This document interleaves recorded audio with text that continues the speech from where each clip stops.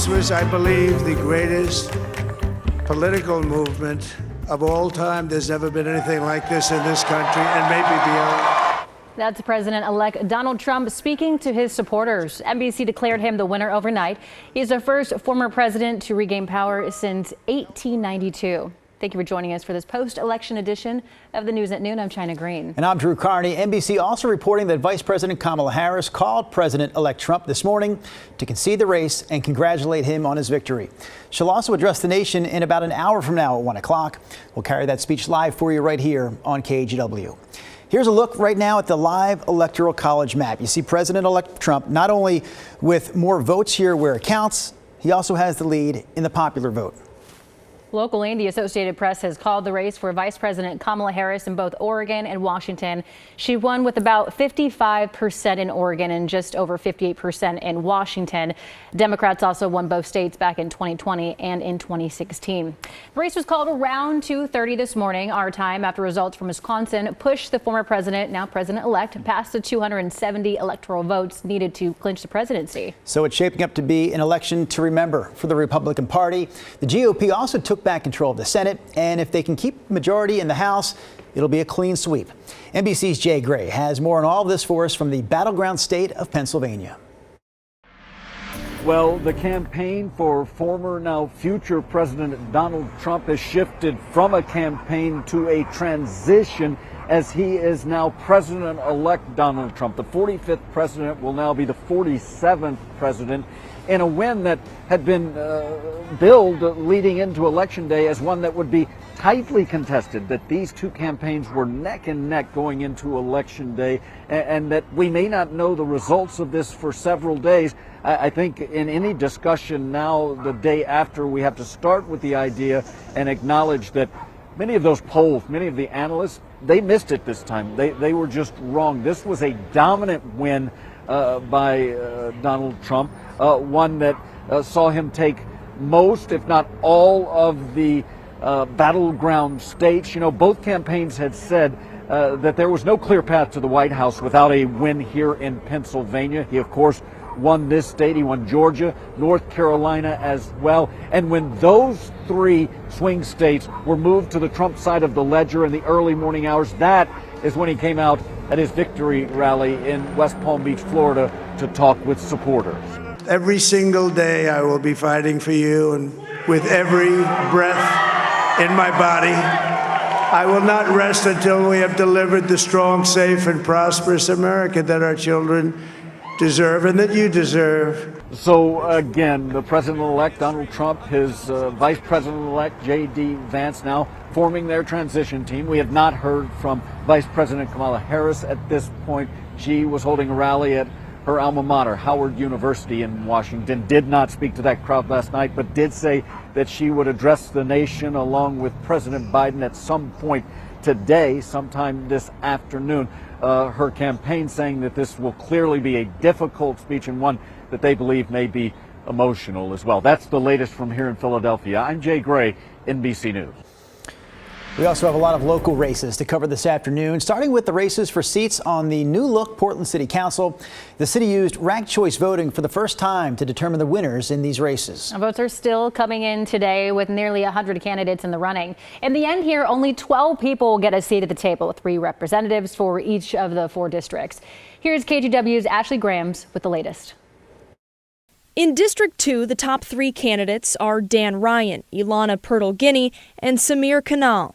In District 3, it's Steve Novick, Tiffany Koyama Lane, and Angelita Murillo. According to the Oregonian, it's likely Novick's vote totals won't drop below 25%, securing his spot to represent Southeast Portlanders. In District 4, Olivia Clark also passed the 25% mark, according to the Oregonian. The other top 2 candidates are Mitch Green and Eric Zimmerman. Now a look at District 1 and the 3 candidates who could potentially represent East Portland. It's the first time in 100 years that 3 people who live in East Portland will sit on the city council. There's been a lot of progress. Multnomah County Chair Jessica Vega Peterson says this will have a huge impact for Portlanders who've long felt neglected. This is something that I know the folks out in East Portland have been wanting for a long time, and there's such an amazing group of candidates that are running. I just wanted to be here to help support them and celebrate this huge milestone. As of Tuesday night, Candace Avalos, Loretta Smith, and Jamie Dunphy are in the top 3 spots. At the end of the day, coming into this, I did everything I could, and so to see myself at the top of the list right now really reflects, I feel, all the hard work that we put into this campaign. So I'm so proud and overwhelmed. I haven't given up on Portland, and clearly you all haven't given up on Loretta Smith. So I just want to say thank you. Thank you. I'm very appreciative and grateful. It's overwhelming, and I'm excited to see how the rest of this goes, but it's certainly an encouraging first start. Ranked choice voting makes it a lot harder to determine how these races will end before all the votes are counted here. Multnomah County will release more results tonight, so it is very possible to see candidates in some of these districts move up or down the ranking still. All right, another big race, of course, the one for Portland Mayor. Keith Wilson holds the lead in this afternoon's last check. 63% of the vote is what he has. The trucking company CEO joined his supporters in Northeast Portland last night. Wilson pledging to end unsheltered homelessness. In his first year on the job, he says if he ends up being the next mayor, he looks forward to accomplishing that goal. I'm absolutely confident that Portland is ready for change. From 9 months ago until today, taking some very clear messages and then really working with the city as a whole and explaining how the plan's going to work. And today, I believe Portland's ready for a change. City Commissioner Carmen Rubio currently sits in second place in the race for Portland Mayor with 37% of the vote. But again, as more ballots are counted in this ranked choice voting system and results are updated, these numbers and where the candidates rank could change. Election officials say it could be a day or two before the winner is decided. All right, coming up, we have more coverage of key local races that could determine the balance of power in Congress. But first, let's take a look at weather with Chris. And it's gorgeous out there. Guys, check this out. At lunchtime over the Rose City, our camera from the top of the Wells Fargo the Wells Fargo building, the Wells Fargo Sky Camera, of course, looking at Mount Hood there. It is 52 degrees. Last check at PDX.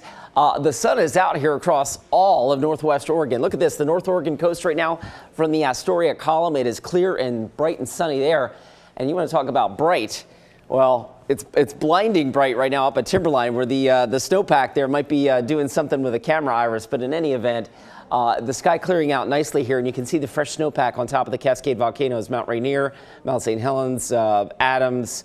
Just go down the list here. Hood and the Central Oregon Cascades, etc. Out towards the Steens, the Blues, and the Lauas. That is snow. What's moving on here and eroding is a little bit of fog and low cloudiness that still lingers in parts of the central and southern Willamette Valley. You folks in Salem starting to clear. Eugene will be next in line. We'll finish the day with sunshine down there. It's 54 in Beaverton right now. We slide south to Salem, still lingering in the fog a little bit at 48 degrees. That will clear eventually.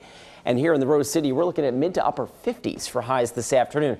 Guys, a good looking day today. Of course, sunset before 5 o'clock now, and a couple nice days ahead. And then we start to get wet again. We'll take a closer look at that and your weekend forecast coming up in just a bit. Chris, thank you. All right, now let's talk balance of power on Capitol Hill. Republicans will take control of the Senate. We're continuing to watch the balance of power in the House. So here's a look at those numbers this afternoon. Democrats would need a net gain of 4 seats to flip the House from Republican control.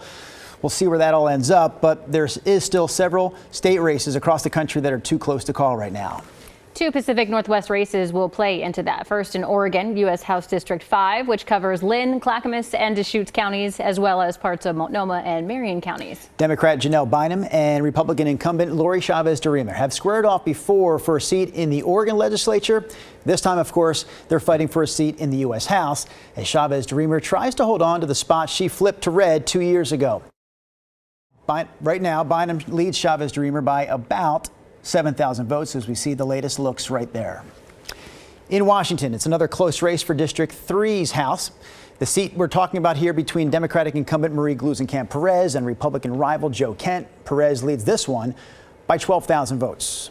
And while there may be more than 100,000 votes still left to count, Gluesenkamp Perez is performing slightly better in key counties like Clark, Cowlitz, and Lewis than she did back in 2022. If Gluesenkamp Perez wins, she'll be the first Democrat to win re-election in this seat since back in 2008. And we weren't able to catch up with her challenger, Joe Kent, Tuesday night, though when we did speak to him last, he told us that it would be an honor to win this election, to fight inflation, secure the border. He spent Tuesday night visiting lines of voters waiting to cast their ballots. Meanwhile, Glusenkamp-Perez says she's focused on finding consensus across the district. I'm not doing it to play football for a political team. Like, I'm doing it because I know that if normal people don't show up and fight for our values and our priorities, no one's going to do that. This is a race that hasn't been called yet. We're still waiting for that call. Bottom line, it's not over yet.